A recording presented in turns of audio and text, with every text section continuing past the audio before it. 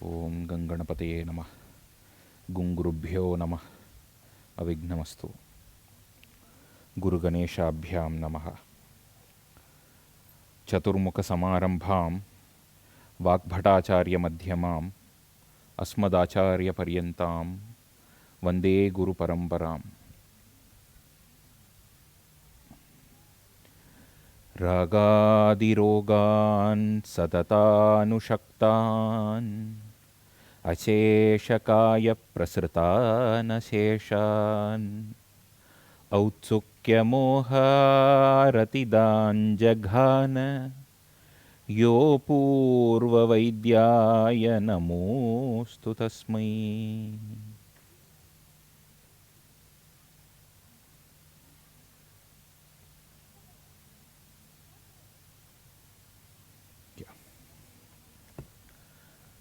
Namaste everyone. So though pretty much it is a continuation of discussion that we had yesterday, even those of you, if at all there is someone who has just joined today, you can make some sense out of this session too. And those of you who are continuing from yesterday can make little better more sense of the discussion that we have today. And I'm planning to give some extra time for questions and clarifications, because the questions can give us,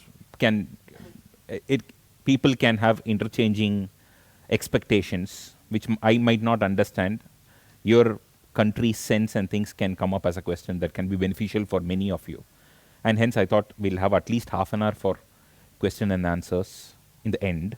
Or if you have any questions in the beginning, if of course you are free to ask a question in the beginning, I can develop the discussion around that topic.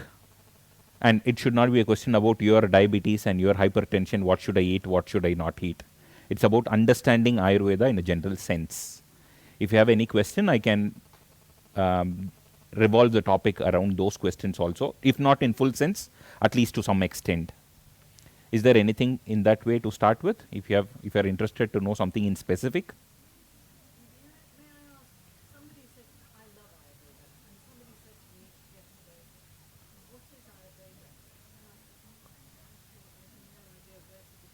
Yes. Okay.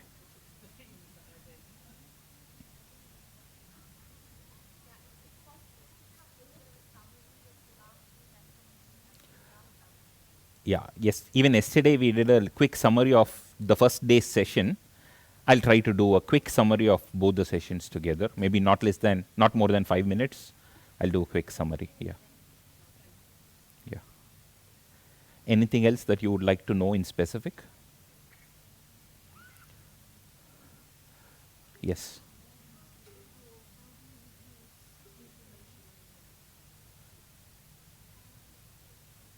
It's a very difficult question to answer.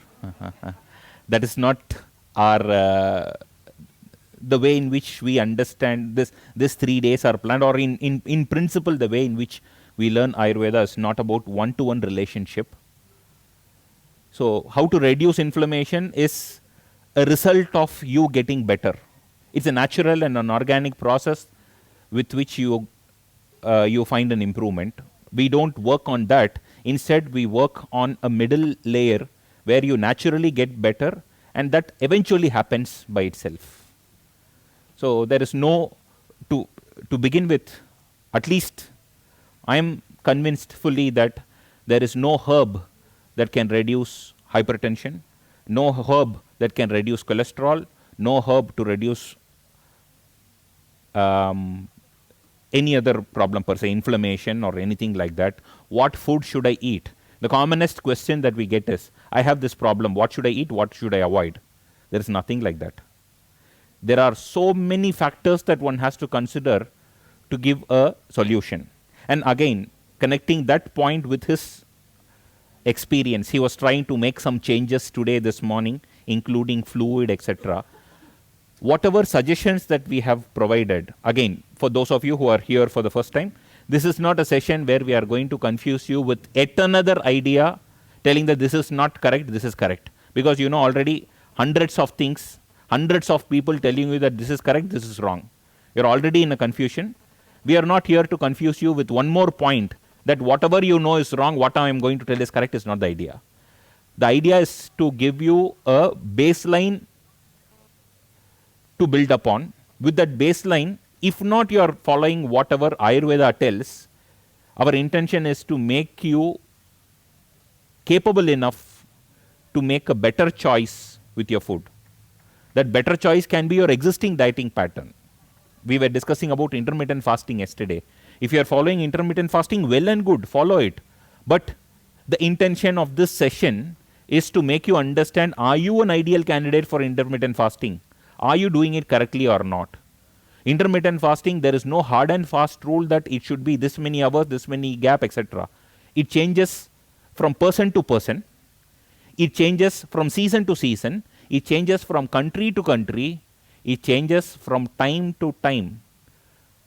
Giving you one example, you are free to consume yogurt during the day. You cannot consume yogurt during the night. What is suitable for you during the day cannot be suitable for you during the night.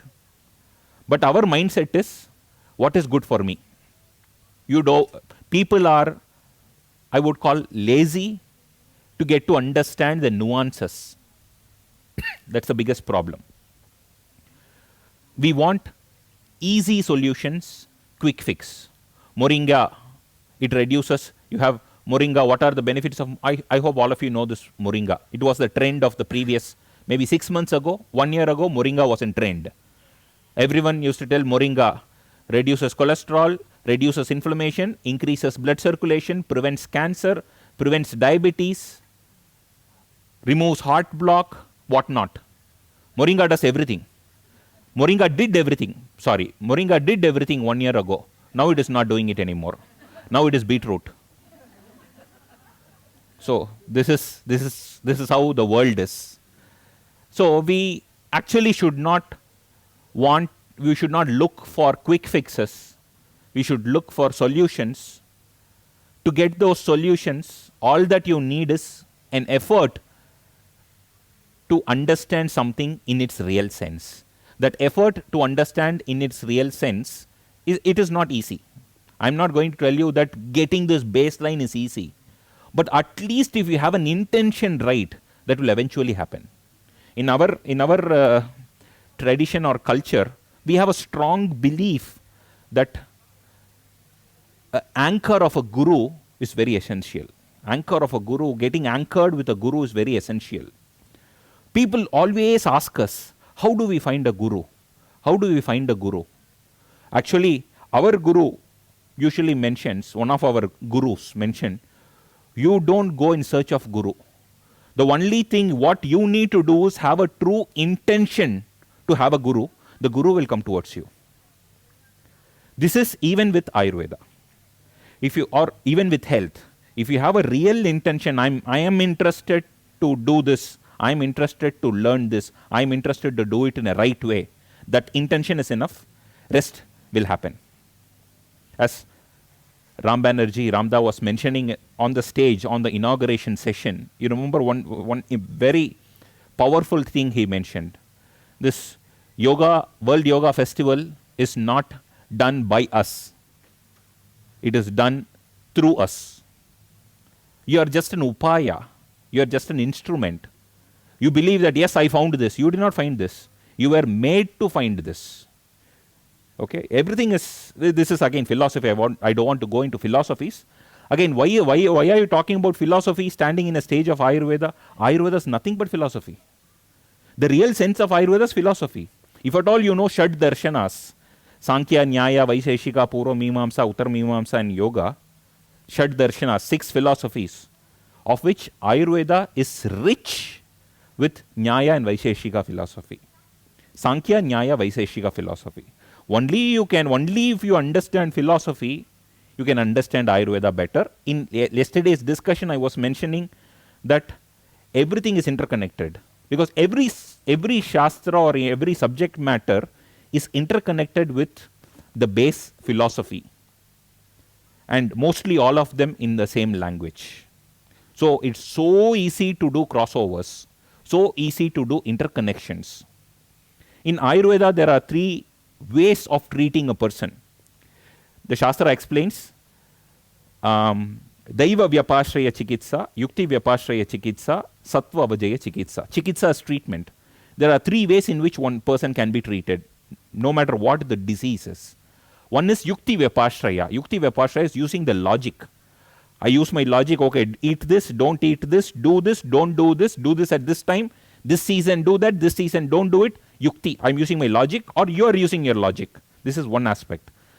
Daiva Vyapashraya, including money, mantra, homa, niyama, anklets, amulets, various stones that we wear, pujas that we offer, japa that we do.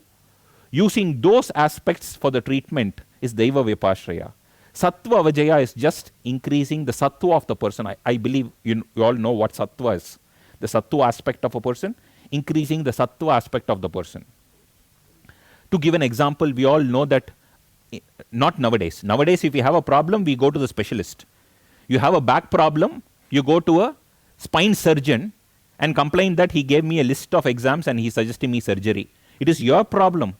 You go to a surgeon and what do you expect? You want counseling from a surgeon? Surgeon will do his job of doing a surgery.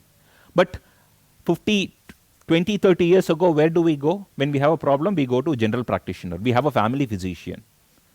Okay? My father is a general practitioner, family physician. So I remember my patients, his patients, they will have a problem. Even many of you would have experienced. You will have a physical ailment. You will have a cold or something. You go to your family physician, he'll prescribe something, way back you will be normal. Correct or not?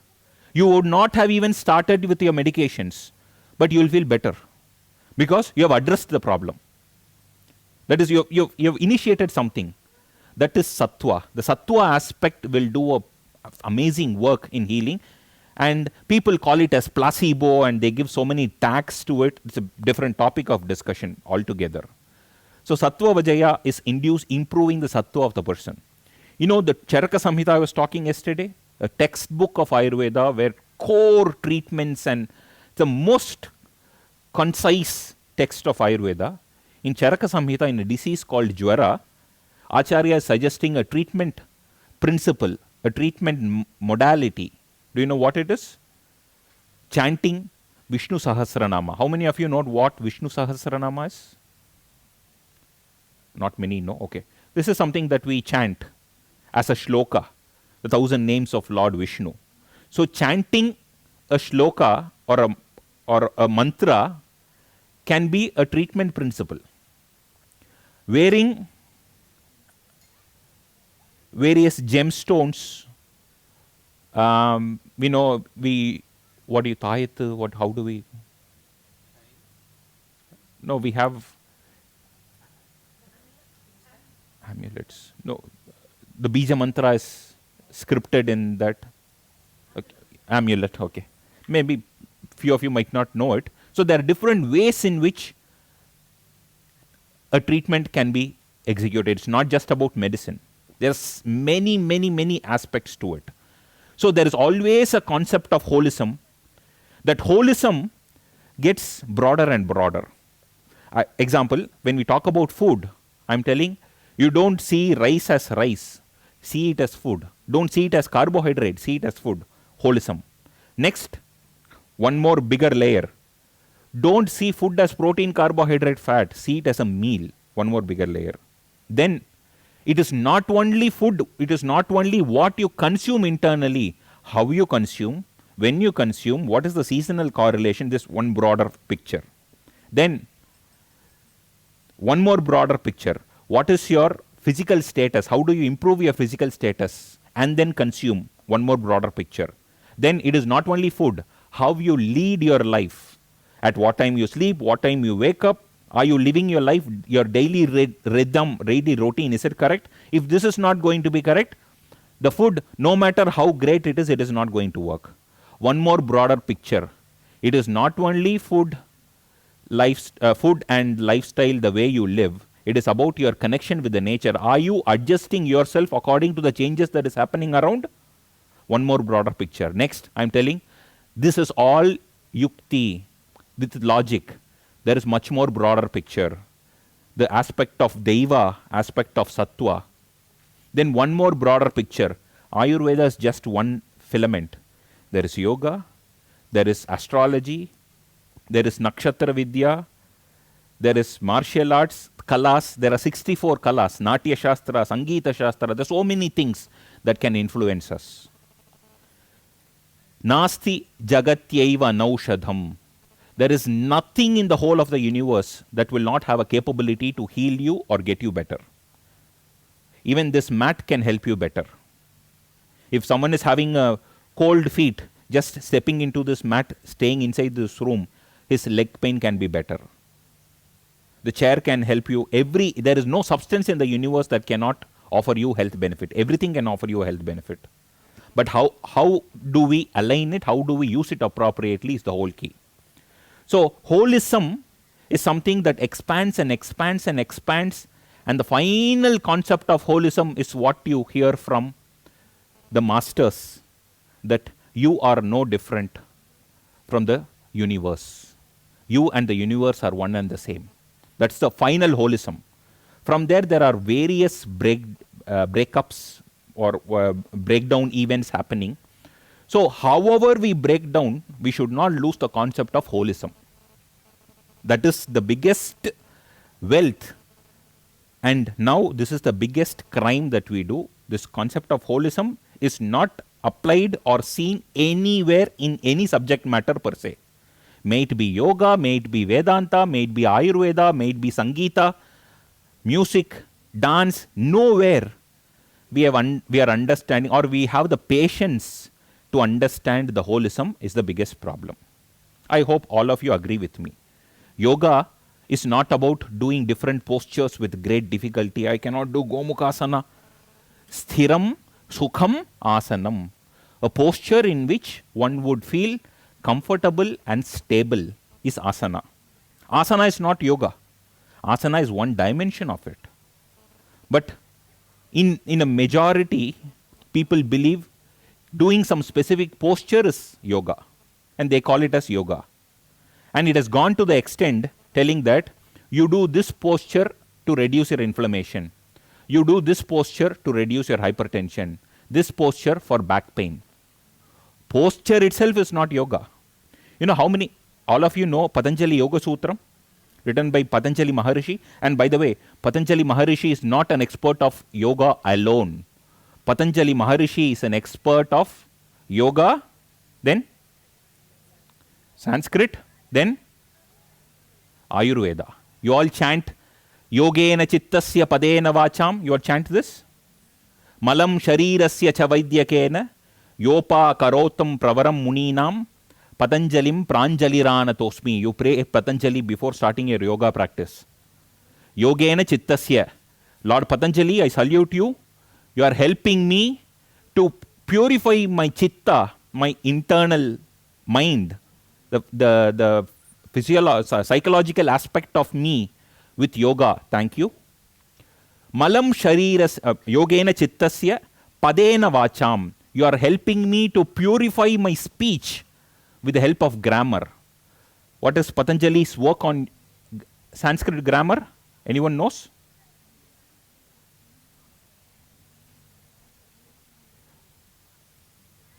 Anyone knows? No. Ashtadhyayi. Ashtadhyayi or Yoga Panini, Patanjali? No, Ashtadhyayi is Panini. Patanjali's work on Patanjali's Mahabhashyam. It's a very interesting work on Sanskrit. So Patanjali was an expert of Sanskrit. So purified the mind with yoga, purified the mind with purified my speech with grammar, purified the body with Ayurveda. Malam Sharirase Cha Vaidyakena. Thank you, Patanjali, for offering the science of Ayurveda to purify my body. Okay. So in Patanjali Yoga Sutra, there are various shlokas. Do you know how many shlokas? 196. Out of 196 shlokas, how many shlokas deal with asanas? Do you know that? Three. Just 3 shlokas deal with asana, and we are all obsessed with asanas. So you can see how we are traveling away from the reality. So coming back to core Ayurveda, our intention yesterday, today, whatever our intention is, how do we get this holism? We were giving various suggestions or advices, not as information, but we are giving the wisdom behind it. And I had informed you that it is not about making changes at one aspect. Okay, I am drinking water along with my food today. I am changing my timing of my meal today. Just with one or two changes, you cannot expect dramatic changes in your health. Number one, there should be holism. Try to bring in changes at multiple levels. We were talking about the time of consumption, how one should consume, what one should consume, what should be the order of food. We discussed. Okay, maybe in the end we will do a summary, kind of a summary with all of you. We'll do a group work. What are all the points we have taking home as take-home information? Is there someone who's here for the third day also? We'll try to do a kind of a quick summary. We'll make some take-home points. What did we conclude? Okay, we'll do that at the end of the session. So let's try to bring in a holism there by not only dealing with one thing. Let us not see it as one dimension. Let us bring multi-dimensional approach to it. To bring some multi-dimensional approach, I have chosen the most important things or the most commonly misunderstood facts or the most commonly things that are executed as blunders in our daily life. I was telling you yesterday what were such blunders. Can you recall? Sorry? Yeah, that is a conclusion that we made, but to arrive this, being a vegan is a blunder. There is no doubt about it. Being a vegan is a blunder. There is no second thought about it. In fact, I was open for debates and discussions yesterday. From multiple dimensions. The requirement of the country, what is vegan, what is the processing, what is ultra processing, we discussed all that. Anything else, any blunders that we regularly do? I'll give you a clue with the order of food intake. What is the blunder that we do? It completely collapses. Taking a sweet at the end of the meal collapses the way in which the process of digestion is happening. Instead, if you bring the sweet, adau maduram ashniyat, bringing the sweet at the beginning, is going to make your digestive process so simple and easy. We were discussing about this blunder of loading the system with proteins. Taking a big serving of protein and vegetable, making the rice into a very small rice or grain or any cereal, any grain per se into a small serving. It is a blunder. Taking food without hunger, just for the sake of time, taking food, yes, it is a blunder. Randomly changing the food timing. One day I have breakfast at 8 o'clock, next day I am not hungry, I am taking at 11 o'clock, next day I don't take my breakfast, I do intermittent fasting 3 times a day. Horrible. There should be a rhythm, there should be a routine. Intermittent fasting, coming into intermittent fasting, we discuss what is intermittent fasting, what is the gap that we have, how does Ayurveda complete this gap, connect the dots, we discussed. Finally, the conclusion that we made is, you don't take intermittent fasting with the clock, take it with the body clock. Eating food with very strong hunger or having hunger and not feeding the system with food, waiting to complete 16 hours and then eating the meal is again a blunder. Staying so hungry, atyagni, with excessive hunger staying is going to produce ama, the digestive toxins. And the food that you are going to consume after being very hungry, where you don't even realize the taste of the food, you grab the food, it is also not going to be converted into a good sense, it is going to harm you. Drinking of water. Bhojane chamritam vari bhojanante vishapradam. We went into the details. We went into the nuts and bolts of it. I hope you all remember. We concluded that during the meal, taking a water is essential. And these are all, those of you who are new here, these are all not just informations. I'm not giving you some informations. Take it down, follow it from tomorrow. We went into the nuts and bolts of it to understand the logic behind this. But unfortunately, people who are joining new, you get it as information. Those who are here yesterday got it as a logic and reasoning. You are getting it as an information point, because we cannot come back again, repeat this. For the paucity of time, at least we cannot come back again and repeat this. I think with this introduction, I gave you a picture of what we had discussed and what was our intention and all this. Okay.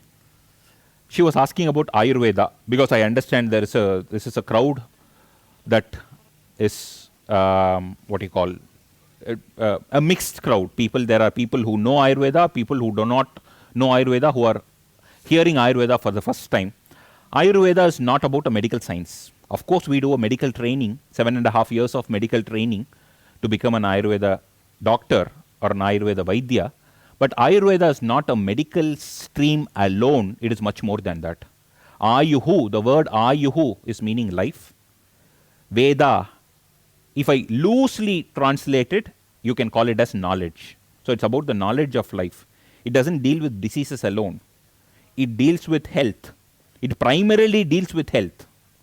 Then, if you go out of health, bringing back to health.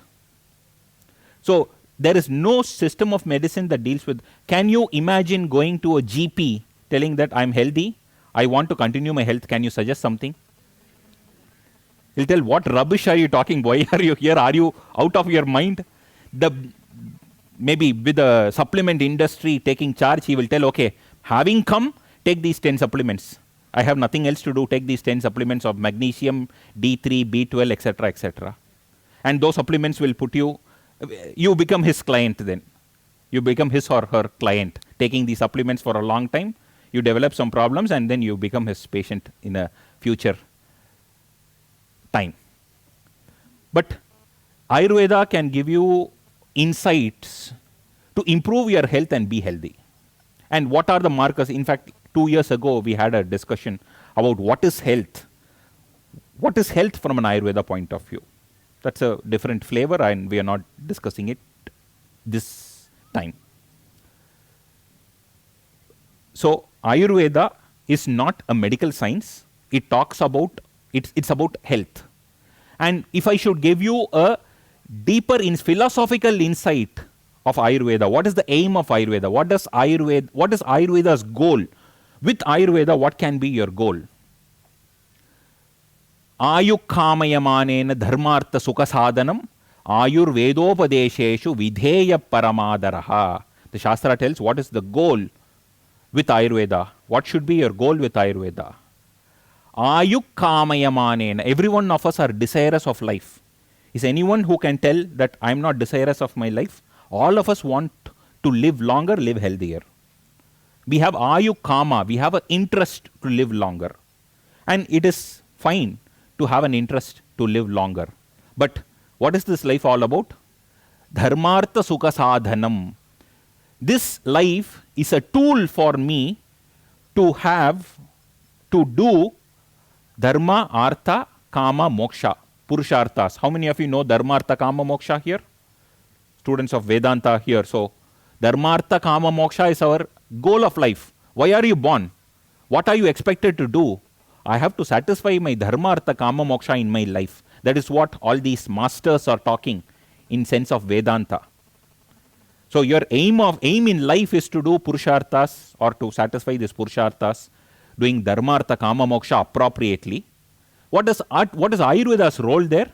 Ayurveda gets you healthy to do this dharma, artha, kama, moksha appropriately. So Ayukkamayamanena dharmartha sukha sadhanam ayurveda upadesheshu. Upadesha. What is upadesha? Upadesha is Ayurveda's explanations. Ayurveda's message, maybe instructions, or Ayurveda's teachings of Ayurveda. Ayurveda upadesheshu vidheya paramadaraha. With utmost respect, take the teachings of Ayurveda. For what? To lead a healthy life. Why should you lead a healthy life? Why should you have a long and healthy life? It is not to enjoy life. It is to do purusharthas and do what you are supposed to do in this birth. You are born for a reason. to do what to achieve the purpose of your birth, you need health, and Ayurveda helps there. That is Ayurveda.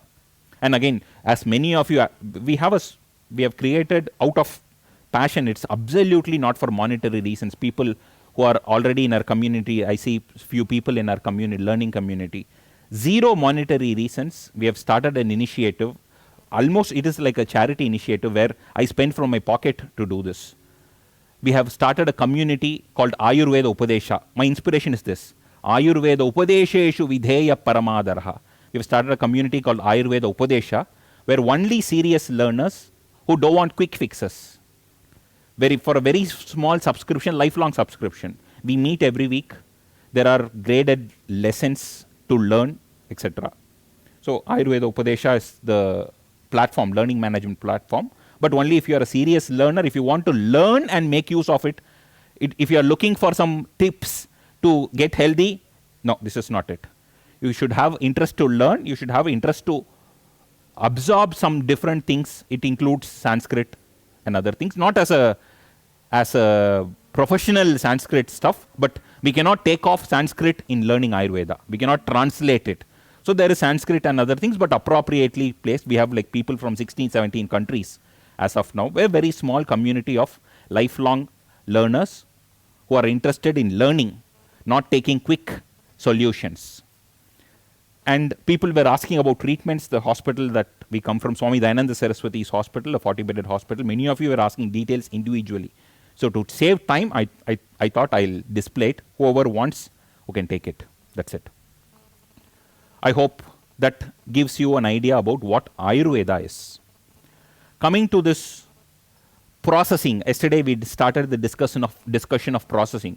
I asked you what is processing. How many of you tell processing is bad? 99% raised your hand that processing is bad. I told no, you're wrong. Processing is good. So we really do not know what processing is. That's the biggest problem. We have not invested our time to understand what processing is. What does Ayurveda say? Samskaro hi gunantaradanam uchyate. Processing is something that enhances the value of the food substance. It makes the food more easily digestible. How? Our cooking is a processing. Making a substance old, wheat and rice we discussed. Making a rice into an old rice, waiting for some time, making it old is a processing. Fermenting it is a processing. Churning the buttermilk is a processing. Every step of processing makes it more lighter and lighter, easy to digest. So you should understand what is the difference between processing and ultra processing. Ultra processing is bad. What these vegans actually do in the name of satisfying the nutritional needs, take milk out of anything and everything possible, make a tofu out of it. I'm not taking dairy, so I need alternate dairy. Alternate source of things, doing extreme ultra processing. This is bad. But processing, is it bad? No. I think all of you know about ghee. Where do we get ghee from? Source, original source? Cow. Cow gives milk.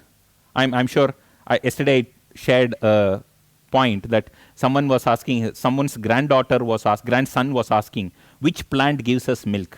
That is the connection that we have with nature nowadays. People do not know that cow gives milk. That's a reality. We don't know where we are going to end up. So cow's milk. From cow's milk, what is the next product?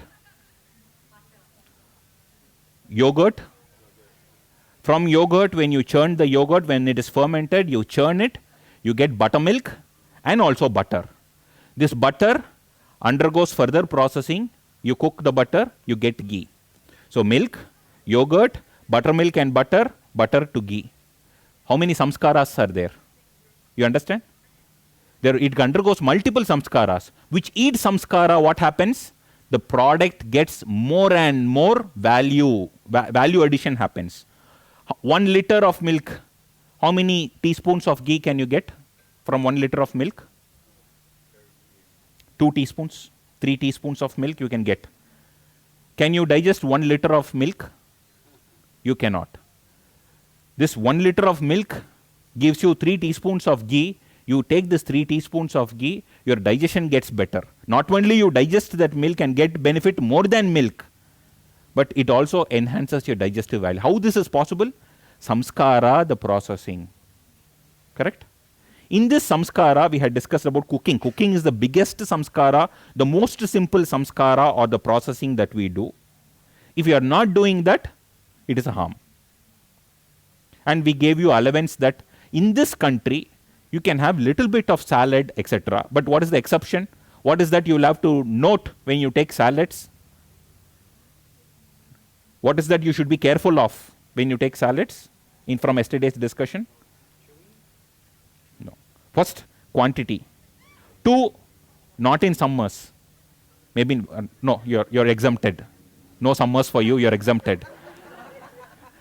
So you can take any time. Maybe not for 2 hours. In the 365 days, 2 hours you should not take in your summers.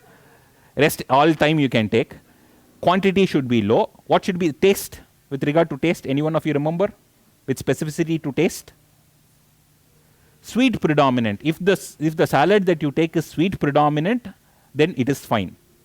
If it is something else, you take as a big serving, as a salad, then you are skipping a processing. So this is something that we had concluded yesterday. Along with the samskara, I would like to give some insights about the combinations. Because many a times we have to combine certain things in our life, correct? Some common combinations. Fruit and milk is something we usually combine. And I saw lassi. Yogurt, you combine. Yogurt is something that you consume on a daily basis. Correct? Similarly, you cook something. For example, you cook fish with milk. So in the first place, can I eat milk or not? In the first place, can I eat yogurt or not? Who can, who should not? All these dilemmas come when you go into the real world. Correct? So I've chosen few areas where you can suffer to decide. Where you really intend to do it correctly, but you might do it in an incorrect way because you are not informed about it, but you are bulldozed with all information. Yogurt. Did your grandparent eat yogurt as you are eating yogurts now? No. You are eating yogurts as though there is no tomorrow. I think in the breakfast in the hotel, they are topping up a fresh pot of yogurt. Within 3 minutes, it's over. The next pot comes. I'm saying, where is it all going? People are eating yogurt as though there is no tomorrow. Why is it? Why is it you are eating yogurt? That too for breakfast. Why is that you are eating? Because why? Probiotic. Yeah. You need all marketing to do this. And who's benefited? 2 people are benefited. One who produces this yogurt, 2 the pharmaceutical company and the doctors who handle you. So yogurt. Is yogurt not, again, I'm repeating what I told yesterday. There is no substance in the universe you can call it as bad. I would never call yogurt as bad. Yogurt is really good. But there should be some logic behind why I am taking, am I supposed to take or not? What are those logics? Body type, actually speaking, this is a big challenge from a person, from a common man. I should know my body type and I should adjust my food accordingly. Rubbish. You need not do it. Not at all. And in the name of understanding the body type, you go into the softwares and understand I am 72.2 Vata, 42.1 Pitta. No, forget about it. Forget about this body type. Don't go into the concept of Vata, Pitta, Kapha alone. Leave it to us. We'll handle it. Leave it to Vaidyas. You need not know Vata, Pitta, Kapha. You need not know anything. Just try to understand nature. That's enough. Forget about body types. Forget about Vata, Pitta, Kapha. That's not necessary at all. Our Ayurveda Upadesha's goal is to focus on only 2 things. Food, lifestyle. We are doing it for the last 2 years. We have had 100+ satsangas. And hardly we will go into the concept of 100+ satsangas recorded on various topics. We will hardly go into the concept of Vata Pitta Kapha. Yes, it can be helpful at a deeper level, but not at an initial level. So don't be worried about your body type at all. Okay? Is this little helpful for you? Because the primary thing is when people think about doing something Ayurvedically, what is my body type? I am Vata, I am Pitta. The moment you call yourself as Vata and Pitta, you are erroneous there. Because it's a very deep aspect. So let's not go in there. Anything else? Any other criterias? Who should eat, who should not eat? You know what is buttermilk and yogurt? What is it? Buttermilk is what comes when you make butter. It's the milk solid. What is the difference between yogurt and buttermilk? There is only one small difference. Do you know?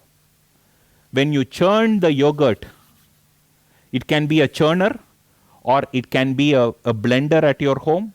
When you churn it, it becomes buttermilk. You add water, you don't add water, that is your choice. You add water, it is beneficial. Buttermilk, the more diluted it is, more watery it is, more beneficial it is. Yogurt is always thick. I'm not sure whether here yogurt and curd are the same or not. I'm assuming yogurt and curd are same. I'm assuming, at least for this discussion, let us assume it as same. Okay. So between yogurt and buttermilk, the only difference is one samskara, one processing, churning. This yogurt can cause water retention. Water retention is, it can have circulatory deficit, you can have water retention, it can make your digestion sluggish, it can obstruct your tissue pores. But it is amazing in certain aspects. Buttermilk has a property to clear up the tissue pores, remove the water retention. This is hot in potency, this is cold in potency. Opposite, completely opposite. Yogurt and buttermilk have completely opposite properties. The problem that yogurt creates is cured by buttermilk. And what is the difference between these two substances? Just one samskara away. Manthanam. Churning. I don't know what a liquidizer is. Blender. You can just put it in a blender and blend it. We have a habit of adding some little spice to it, some jeera, cumin to it, some coriander to it. You can do whatever you want. Ginger to it. Garlic tastes horrible there. Ginger would be great. So this kind of change can make a complete difference in the property of food substances. Can you eat buttermilk in the night? Absolutely fine. You can eat buttermilk in the night. Can I eat buttermilk 365 days? You can. Can you eat yogurt in the night? You should not. Can you eat yogurt 365 days? You should not. Is yogurt suitable for everyone? Even if someone has a gut issue, I would tell no. But from a modern science perspective, you have compartmentalized it. Yogurt, probiotic. So whatever gut problem you have, what is your go for food? Yogurt. That is why so much of yogurt people are consuming. That too, yogurt is not an ideal, in this climatic condition, yogurt is not an ideal thing as a first thing in the morning. In this climatic condition. If you are taking it for lunch, it is reasonably okay. Night, no question of taking yogurt. But people are serving yogurt in the night, even in our flight.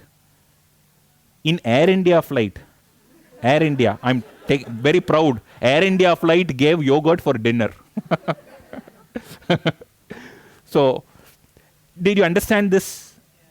So, I would not blame yogurt as bad. It is good. There is a reason. For example, in summers of Maharashtra, people, or in Chennai, if you are from South India, in summers of Chennai, summers of Maharashtra, we eat yogurt like anything. From a hot country, we have a provision to eat even yogurt in the morning, it is fine. But not in this country. Again, the properties. I cannot go into the nuances of the properties. I can just give you a bird's eye view. So the properties of it, again, having asked this question, I will give 3 substances that has a similar properties. One, yogurt. The property of yogurt is from an Ayurveda point of view, the whole body is made up of something called shrotas, channels, tissue pores. Thousands of channels connecting us is the ideology, the anatomy of Ayurveda. Of course, anatomy of Ayurveda and anatomy of the modern science that we know are completely different. But that doesn't mean that Ayurveda's anatomy is one step lower. Sushruta has been considered as the father of surgery, and every single surgical instrument that people use for surgery nowadays is documented in Sushruta Samhita. Every single. I'm not exaggerating. And Sushruta was a person who could do the first ever plastic surgery done by Sushruta, documented 5,000, 6,000 years ago. His capability, his depth in anatomy is unmatchable. And this Sushruta did not, again, Sushruta knows it, but not necessary that it should go parallel with the explanation of modern anatomy. So modern anatomy and Ayurveda way of seeing anatomy is different. So with this Ayurvedic thought process of anatomy, the tissue pores, the health of the tissue pores is directly proportional to the health of the individual, what we call as shrotas. Health of the shrotas is very essential. So we should always keep our shrotas clean, is the ideology. You might not understand what I'm talking, just imagine something. There are some channels, those channels should be clean. That clean channels is translated to health. Okay? What can cause obstructions? What will be the signs of obstructions? These obstructions are called as ama, what we call as digestive toxins. And when these are obstructed, you feel sluggishness. You don't have the physical capability. You feel sleepy during the day. You have some throat blocking sensation. You don't get sleep during the night. So many things. I can give you a list of things. Yogurt, more specifically, what we call as mandaka dadhi, that is not fully formed yogurt. Okay? Not fully formed yogurt is the yogurt which is still not having a sour taste. Do you all know? Yogurt is something that is supposed to have sour taste. But I have not even tasted this yogurt, but I'm pretty sure that the yogurt that is, I'm not talking about this flavored yogurt, the plain yogurt. Is it sour in taste here?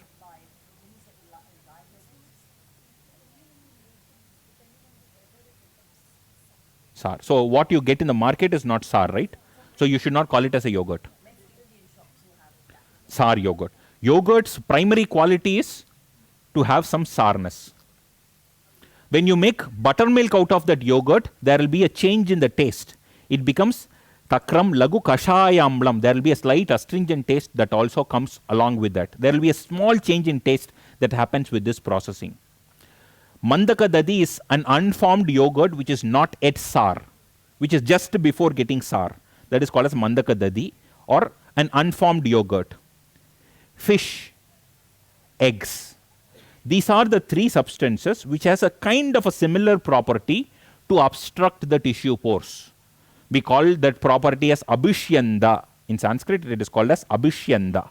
This abhishyanda property is something that obstructs the tissue pores. Now, with the broader outline I gave you, is obstruction of tissue pores healthy? No. So, what should we do? It's not that you should avoid. You should be careful. That's it. If it obstructs the tissue pores, that doesn't mean that you should not take this. You should be careful. There are some small, rules and regulations you might have to follow when you're taking this. Coming to eggs. Discussion of day 1 and day 2. You cannot avoid eggs. You like or you don't like. Again, the same thing. I see this eggs in this hotel. How much of fillings, refillings they do for this eggs. How many eggs that comfortably a person is taking 2, 3 eggs, 3, 4 eggs. Why are you taking it? If I ask a question, what will be the answer? Protein. Our first day, hero of our discussion was protein. So in the name of protein, we are not eating eggs, we are dumping eggs. Okay? So what is the end result? Abhishyanda, tissue pores are obstructed. If you are appropriately taking it, fine. But if you are dumping it inside, challenging. So how do I compensate this abhishyanda property? How can I be safe with egg? First, ideally, need not be daily. If it is daily, it need not be 3, 4. Maybe at least stick to 1. If I am taking at least 1, have abundance of black pepper. Black pepper is something that compensates the property of the abhishyanda property of eggs.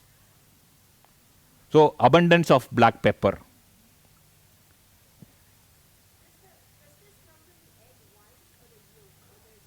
Wholesome. Don't separate white, don't separate. Now people people are proud. I take 2 whites and 1 yellow. I'm healthy. I take, no, 4 whites and 2 yellows. The proportion changes. Don't try to break the holism of substances. Curcumin, the same is the case with curcumin. Curcuma or turmeric is something that we cannot avoid in our cooking. You take one component called curcumin from this curcuma, take a capsule out of it. You are proud that I am taking curcuma daily. It prevents, again, what are its properties? You need not study anything. You need not go to Google. You need not go to ChatGPT. The pattern is same. All the substances will have the same properties. What are they? Anti-cancerous, low blood pressure, reduce cholesterol, increase circulation, reduce diabetes, reduce inflammation. Same pattern. You will have to just change the name of the substance. The benefits are the same. Okay, don't worry about it. So it's easy. Modern world is making things more easier. You need not have to break your heads. Once memorized, that's it. Okay. So breaking this curcuma into curcumin and taking it as a tablet, why? You add curcuma or turmeric in your cooking process. Try to bring that wholesome simplicity. Wholesome and simplicity, if you can achieve, we are much better. Don't aim to be at the best end. At least start the travel. To start the travel, simple changes are enough. Simple, non-contradictory changes which has a holistic approach. It's not that I do 1, I am not seeing a difference. You will not see a difference. I do 4, 5 together, I don't see a difference. I feel bad. Yes, you will feel bad. Change, I was about to tell, doing 1 change in the first day, you don't expect to feel better. Because we are not doing this to feel better. You are doing this to get you healthier, and the end result of it is you feel better. It is a process, but no one is patient enough for this process. You want to do something, you want to see the benefit tomorrow. If that is your choice, no, you are not an ideal person to follow Ayurveda. You should be going for the supplements. Is there, probably this is a long journey, but are there messages the body gives to help you know quickly when something isn't good for you, anything like that? No. Actually, I have to give a different answer to this. We are not, I can bluntly tell, including me, we are not tuned enough to understand what our body says. We should not keep it grey, telling that, okay, intuitively I understand. No grey here, no grey areas here. Everything is straight, black and white. There is no intuitive understanding, this is good for me, that is not good for me. This is all rubbish. And doing something wrong for 1 day, you will not feel anything. If intolerances, allergies can show. But I've been taking yogurt for the breakfast for the last 1 year. I am not seeing anything. You will not see superficially anything now. After 2 years, you will have something. Then you will have to relate. It's a slow process of damage. You will not realize that it is happening. This ama accumulation, you will not realize. But one fine day, it will cause something. Then you are stuck. Then the doctor will tell you this is idiopathic. You don't have a cause attributed to it. Why did I have a heart block? I was not having cholesterol. I was not having this. I was having a healthy lifestyle. No, maybe it is a genetic predisposition. They'll call genetic. Now, anything you don't find a solution, okay, genetics. And nowadays, to the extent that there are difficulties in giving name to the disease, We are running out of names. You have a disease called metabolic syndrome X. They cannot find a name to it. They told metabolic syndrome X. Then there will be a new syndrome called metabolic syndrome Y. We are running out of names. That many diseases are there. So you will not find signs and symptoms, at least in this age. If at all, maybe our ancestors would have had this better observations and connections because they were at least connected with the nature.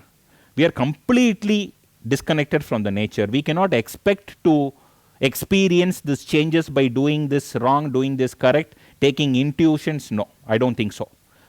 Practically, I don't think so. Do you think it's worth trying then? You say it's difficult now, but is it worth, is it just for you need it? If you intend to do it, the first thing is try to get yourself connected with the nature. If does anyone know what grows in which season here? Maybe to some extent you know. That's it. But not like what your ancestors knew. You need not.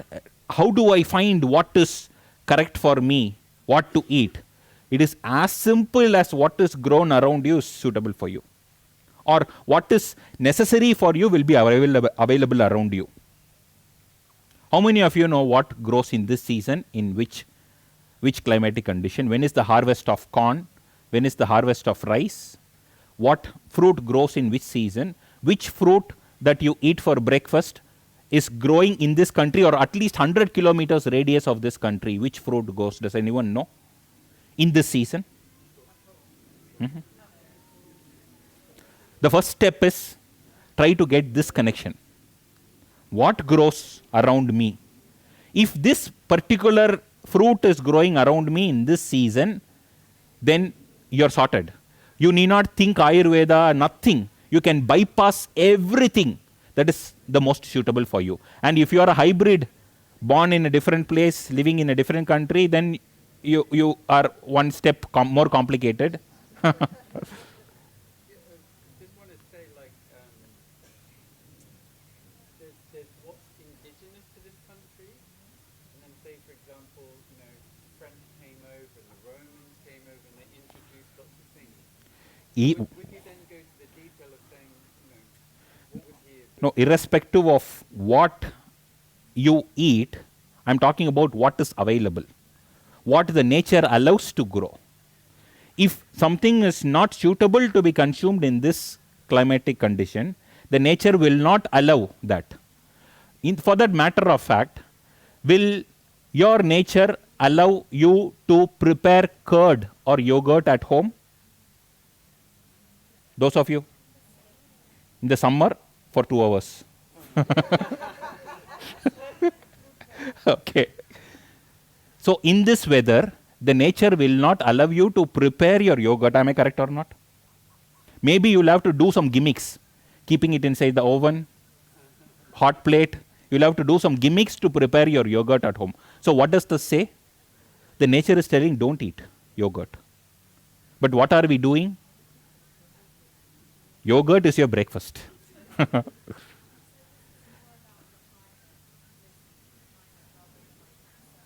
No, see, there are 8 aspects. Of the 8 aspects, one is climate. Only when you cover all the 8 aspects together, it is called as holism. That 8 aspects include the property of the food. The food that you consume should be in the right property. It should undergo a right processing. The combination should be correct. It should be from a right season in a right region. And it should be consumed by a person with a good digestive system and things like that. It should be conducive for the person genetically, or at least from a climate perspective. There are Prakriti Karana Samyoga Rashi Desha Kala Upayoga Samstha Upayokta. There are 8 factors. I don't want to go technical to make you think, oh, he's talking something, some rocket science he's talking, it's very difficult for me. I don't want to give you that impression. So I'm breaking down and giving you this feelers, tasters.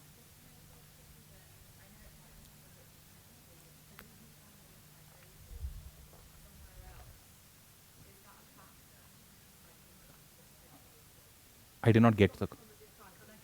Oh, that's what I'm telling. When you're from a different country living here, you need some extra effort to get it right.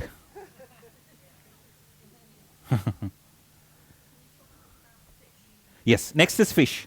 I told yogurt, abhishyanda. Unformed yogurt which is not yet sour, abhishyanda. What our eggs, abhishyanda. Fish is also abhishyanda in nature. So, can everyone consume fish? No. Who can consume fish? Logically, with this discussion that I told, who can consume fish? Of course, yes. As simple as that. People who live by the sea, who has close accessibility to fish, you are allowed to consume fish. But what are we doing? No matter where we live, we are consuming fish. Why? Why? Of course, our hero, protein. Protein. And to what extent, when I ask you the logic, why are you consuming fish out of all the meat? This is the most healthiest meat. Is your viewpoint. Because it is not red, it is white. It will not cause cholesterol. From a core Ayurveda point of view, the meat that is most conducive for human, and again, I re-emphasize that I am talking about meat, problems of meat, thus vegan, etc. What is your viewpoint about vegetarianism in Ayurveda? Is Ayurveda more vegetarian? Ahimsa, vegetarian? You're absolutely wrong. Unfortunately, Ayurveda is an Upaveda of Atharva Veda. You know, 4 Vedas? The most sacred knowledge, it is a subcategory. Ayurveda is a subcategory of Upaveda of Atharva Veda. And you name the meat, I can show you the properties of the meat. Do you wish to take elephant meat? You have the properties of elephant's meat. Ayurveda is not a vegetarian science. Ayurveda is not for a sect of people who are coming from one part of the country. Ayurveda is for each and every individual who is on earth. And Ayurveda is not only for human being. We have Pakshi Ayurveda for birds. We have Mriga Ayurveda for animals. We have Ashwa Ayurveda for horses. We have Gaja Ayurveda for elephants. There are masters and specialists in each field. There is Vriksha Ayurveda for tree. There are so many books famous. Vriksha Ayurveda books are famous. These botanists study and do research. So Ayurveda is not for one sect of people. And hence, Ayurveda is not restricted to vegetarianism. Ayurveda talks about every non-vegetarian food. Ayurveda talks about, if we talk about meat, we can discuss so much about meat. What is the viewpoint of Ayurveda? So, it has a core understanding of non-vegetarianism, at the same time doesn't promote non-vegetarianism. Ayurveda does not suggest a person to eat non-vegetarianism, but when you talk about this seasonal changes, right? I told about 6 seasons, difference of food that we'll have to alter in different season. Interestingly, in all 6 seasons, there is a mentioning about meat. What is your guess about which would be the best meat for a human being? Again, there are exceptions. What is your guess? Wild. No, name the animal. Wild, you are close. You know. That's the worst I would call.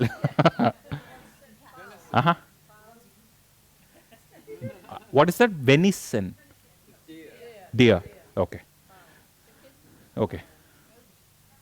Okay.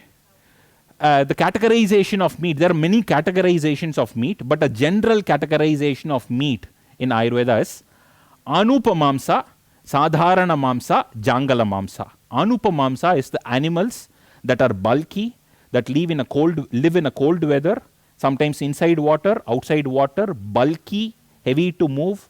This is Anupamamsa. Okay, marshy land. Sadharana Desha Mamsa is that lives in a normal land, not too cold. So you do not know about it, forget about it. And there is something called Jangala Mamsa, which lives in a dry, arid land. Like you were told, wild, in a wild environment. Like I would categorize deer, chickens, goat, etc. in this category of Jangala Mamsa. Jangala Mamsa is the highly suggested form of meat for a regular consumption. All the 6 seasons, all the 12 months, the only mamsa that you can, only meat that you can think about without any contradiction is Jangala Mamsa or meat of arid region, of which, if I should specify the animal, it is goat's meat. To the extent that there is a common rule of commonality, that whenever there is a mentioning about mamsa, if there is no prefix, what mamsa is meat. If there is no prefix, cow's meat, that meat, this meat, if you have a word just meat, you can consider it as goat's meat. And do you know that the soup of goat's meat is much lighter than a dal that you could prepare? Dal, sambar, dal?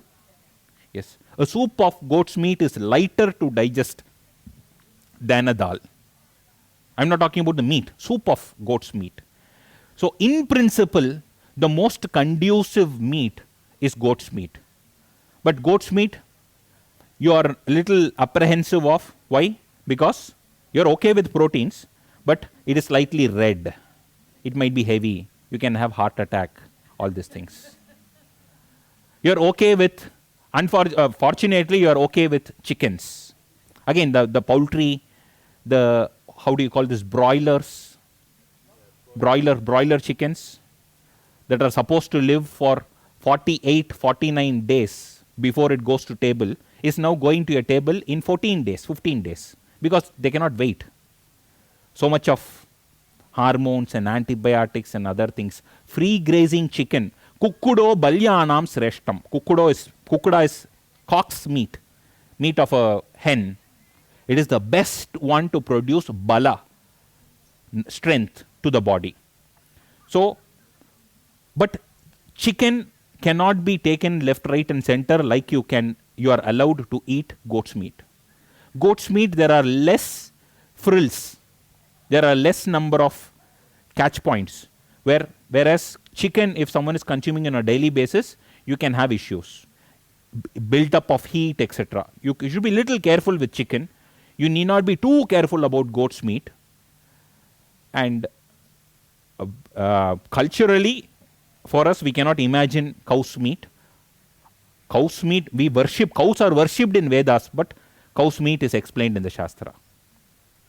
So cow's meat, among the things that one should not consume on a daily basis, it is, the list goes like varaha, pig, cow, buffalo, fish. They are all the things that should not be consumed on a daily basis. Things that can be consumed on a daily basis, you find aja, which is goat's meat. So Ayurveda is not a vegetarian science. It does not promote vegetarianism too. Yes, please. And when are we completing? How many minutes we do have?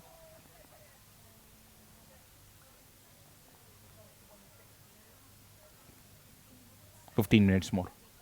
Yes.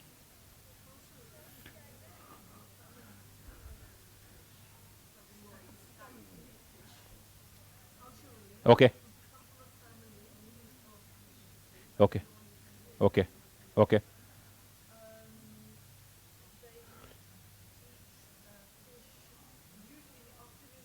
Okay. Yes. Got it. Yes. Yes, yes. Now, I will not agree this point of, yes, I will not agree the point of protein source. There are vegetarians who will get protein source without anything of this list. So that's the protein source is discounted, but unlike other people who have multiple combinations, complexities, a Brahmin coming from South India struggling here, you are better off because culturally you are habituated to fish. You are from a fish eating area. You are in a fish eating area here too. You have less conflicts. So that way, this is a land where you have more accessibility to fish. Yes, but when you start seeing that as protein, your mindset changes. You are not seeing it as fruit. When you see it as protein, then you tend to complicate it. There are high chances that you complicate it. Food, yes. Yes. And number two, fish. The combinations, I was talking about combinations. Fish and milk is a horrible combination. Fish together, separately, milk separately, absolutely fine. Fish and milk together is a horrible combination. I believe in Bengal you have a practice of doing a curry with milk, fish curry with milk. Yeah. Coconut milk is fine. See, when we talk about products, people get too confused. When buttermilk and yogurt are completely different substances, coconut milk and milk are no way connected. Yes. I just we okay. Completely opposite properties. The method of preparation is just one step away, churning, but the property is completely opposite. Talk about eating the fruit that's in your area. If it's, we've been told that we have to eat all this huge variety. So if apples are of the season, can we eat apples every day? Yes, of course. Apples of your season and your region, you can eat apples every day, one.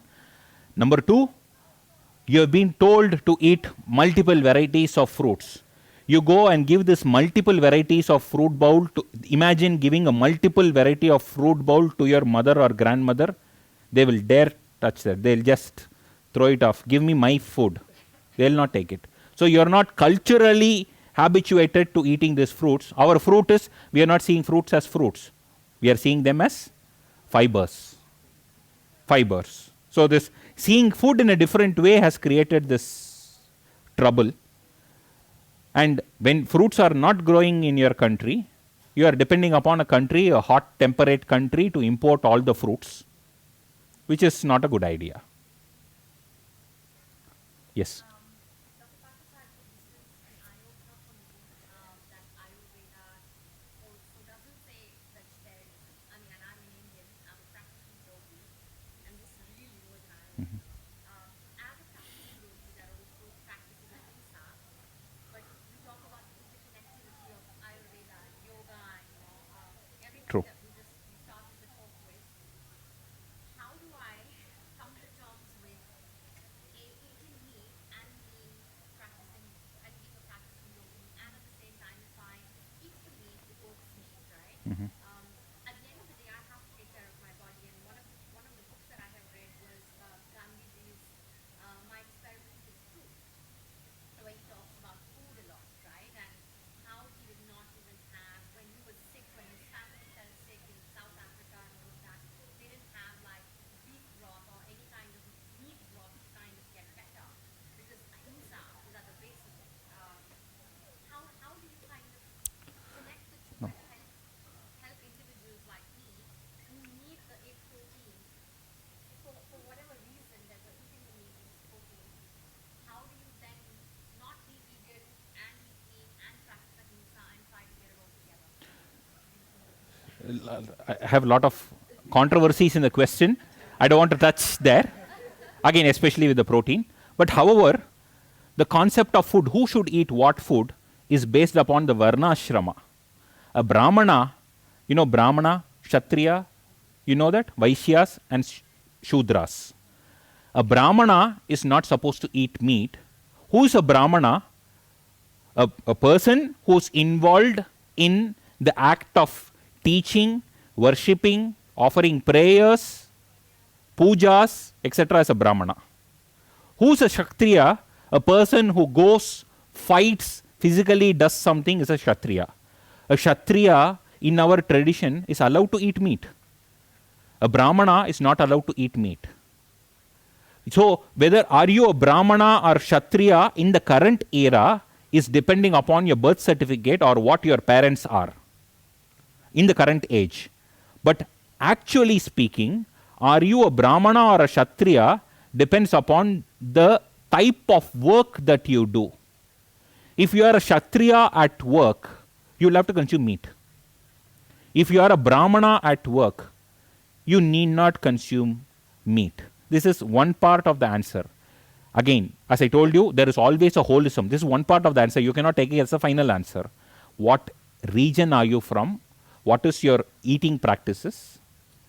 How is your general status of health? We'll have to have multiple things associated, connected. In other terms, the biggest problem of this age is we forgot what is moderation. Shastra explains, Anuyayat Pradipadam Sarva Dharmeshu Madhyamam. No matter what aspect you deal with, there should be moderation. Madhyamam, moderation. We don't know what moderation is. I think all of you would agree with me. If someone tells you coconut oil is good, end of it. Morning coconut oil, empty stomach coconut oil, night coconut oil, body coconut oil, inside your anus coconut oil, people do crazy things. I'm not joking, I'm talking facts. They do everything. And next someone will tell coconut oil is bad. That's it. You will switch to something else. If someone tells exercising is good, you will exercise and get admitted. Or else, you will do nothing. There is no moderation. There should be moderation. Ahimsa, also there should be moderation. If you are not having moderation on the aspect of ahimsa also, you cannot survive. In the process of breathing, you are killing germs. In the process of eating, you are killing your microbiomes. So there should be a moderation. So just one quick follow-up to that. Patanjali, Maharishi Patanjali, he wrote the Yoga Sutras, which also coined ahimsa and where that foundation of ahimsa comes from. But then he was also responsible for the Ayurveda part, and which talks about eating meat. So if Yeah. Yes. in terms of how to Absolutely, there is absolutely no difficulties in interconnecting things. Let's take Ayurveda per se. What are the dasha vidha papas, 10 sins that a person should not commit? I'm sorry. Himsa, stheya, anyata kamam, paishunyam, parushanritam, sambhinnalapam, vyabhadam, abidhyam, drig viparyayam. These 10 things, I cannot go into all of this 10. Top of the list is ahimsa. So what is ahimsa? I will tell breathing is ahimsa. I am killing certain things around me. Breathing is ahimsa. Yes, himsa. Eating is himsa. This plants, I am hurting the plants, killing it. I am hurting the animal to milk. So you can give so much of explanations to what himsa is. Ahimsa is something that we will have to follow. No doubt about it. Himsa is something that we'll have to avoid. So we have to have moderation in understanding of everything and anything. The same Shastra which talks about himsa is a papa is talking about animals. And the best form of meat is goat's meat, ajamamsa. So there is a moderation. Who should not? There is a holism there. If you fragment it telling that, okay, you should eat this, you should not eat this, there is no holism there. Bring holism in your life, make it see things in a simpler way. You will find answers in a very simple way. In our biggest problem, even with Ayurveda, even with students of Ayurveda, we used to tell, if you are stuck, what we do is we go front, search options. What you will have to do is step back. If you are still stuck, step one more step back. You will understand. But we are not doing it. We are going forward. Googling, searching, Gemini, ChatGPT is all furthermore confusing. Okay? So it's not about, we have to understand, we'll have to come into terms with what himsa is. Milking a cow is definitely not a himsa. Definitely not a himsa. Yes. Yes. I just want to add, because you were talking about the 8 factors, it's actually there on the World Yoga Festival channel, because you had done Yeah. 2 years ago. Yes. If anybody wants to subscribe. Yeah, that's a good idea. In this 8 aspects of food I was telling, Prakriti, Karana, Samyoga, Rashi, Desha, Kala, Upayoga, Samstha, Upayokta, these 8 aspects, that is what we broke down into a simple sense. I think there is a video in the World Yoga Festival YouTube channel which talks about these 8 aspects in a bird's eye view. You can make use of that. Maybe you'll make connections of what discussions we have had. I think it should be a 7, 8, 10-year-old video, probably. Yeah. It was shot in our place, in our campus, in India. Goat is the best meat. Yes. Obviously, we don't really eat goat in the UK. Yeah. Yeah, yeah. No, you don't. Goat's meat is not sufficient enough for you. You are in a land, I was giving examples. What you should eat, the nature will direct you. The nature will not allow anything to grow on the ground. Everything will be grown under the ground because your climatic condition requires you to eat heavy food stuff. Goat's meat is not sufficient for you. The nature will not give you goat. What is required for you will not, you will instead get sheep's meat here. Sheep's meat and goat's meat are not the same. They may taste same, I do not know, but they are not the same. They are absolutely opposite in properties. Goat meat is laghu, light to digest. Sheep's meat is guru, heavy to digest. They are not the same. Deer is a better option. But in India, if you kill a deer, you will be in jail. Salman Khan, you must be knowing Bollywood.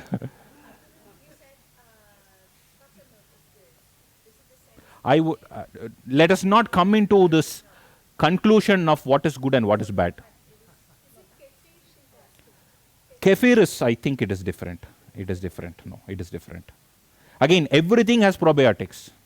Buttermilk also has probiotic nature. Yogurt also has probiotic nature. It is not about probiotics. Buttermilk can help. Buttermilk has a grahi nature. Grahi nature, I have 5 minutes more. Grahi nature is when you have loose evacuations, when you take buttermilk, it can stop. Yogurt can potentially cause a drava nature. Yogurt can potentially cause loose evacuations. Possibly. Both are probiotics. We don't have this. The problem is we don't go into details. So the conclusion, if I have to make, don't ever try to think what is good, what is bad. Don't try. If you avoid the very great, I think it is a great exercise. Don't see what is good, what is bad. Try to understand it, use it appropriately. Even poison is good when appropriately used.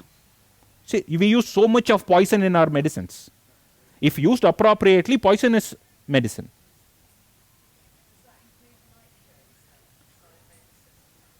I think you will categorize brinjal as a nightshade food, correct? Brinjal? Eggplant is a nightshade.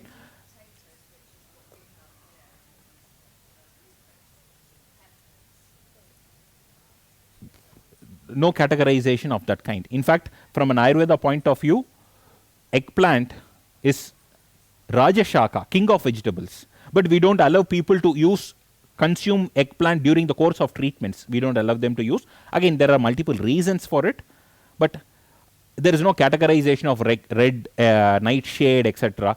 These kinds of categorization actually bulldozes our logic and reasoning many a times.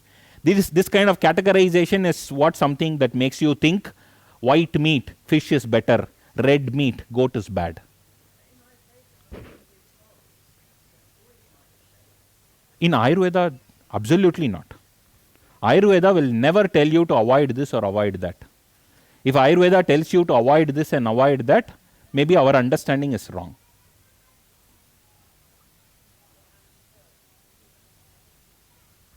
Yes, maybe 3 more questions. Yeah. I think she has removed her phone. Yeah, you can share between you. Yes. Okay.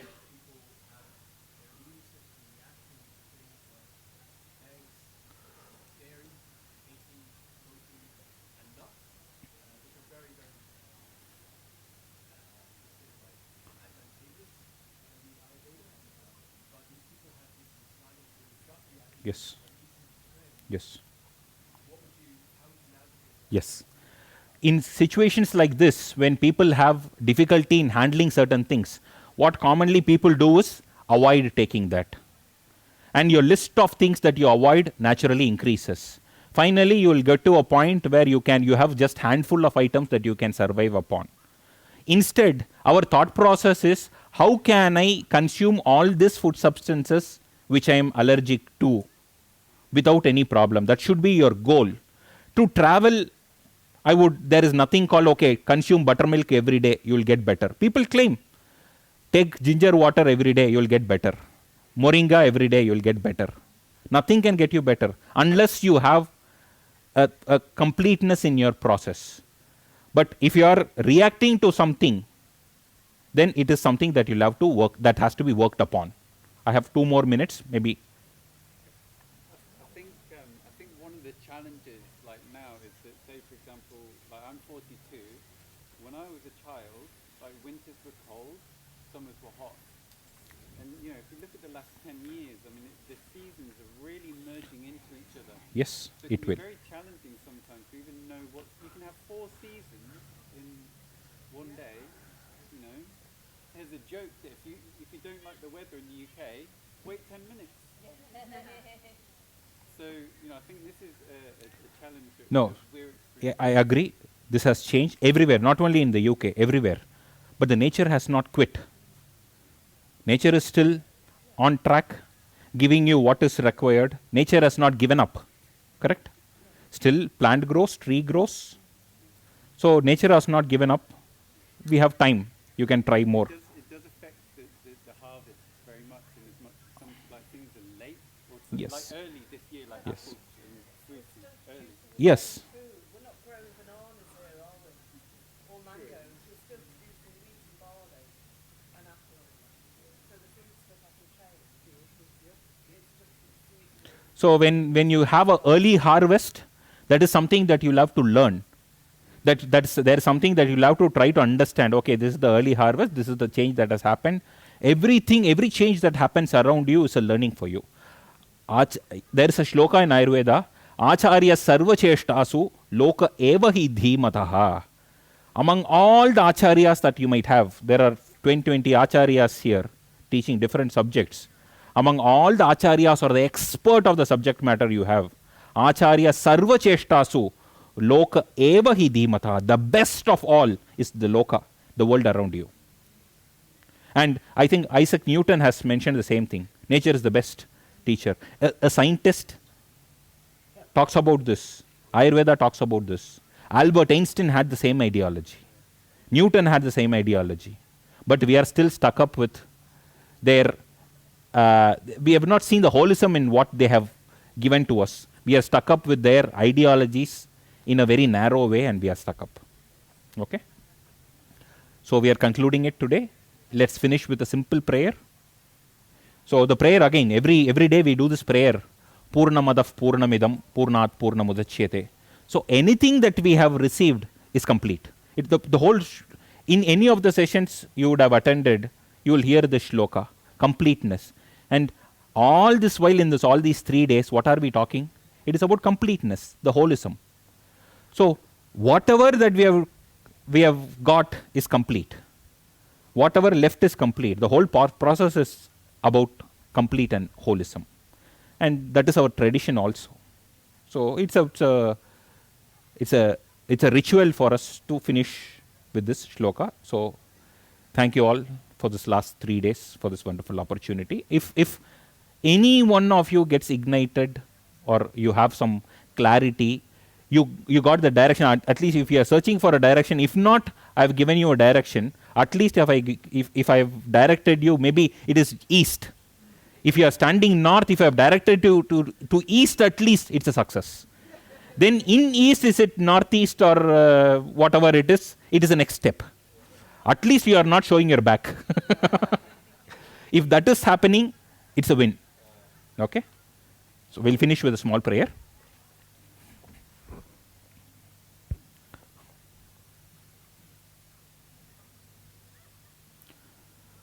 Om Purnamadav Purnamidam Purnat Purnamudachyate Purnasya Purnamadaya Purnameva Vasishyate. Om Shanti Shanti Shanti. Harihi Om Shri Gurubhyo Namaha. Harihi Om. Thank you all. Thank you. Thank you.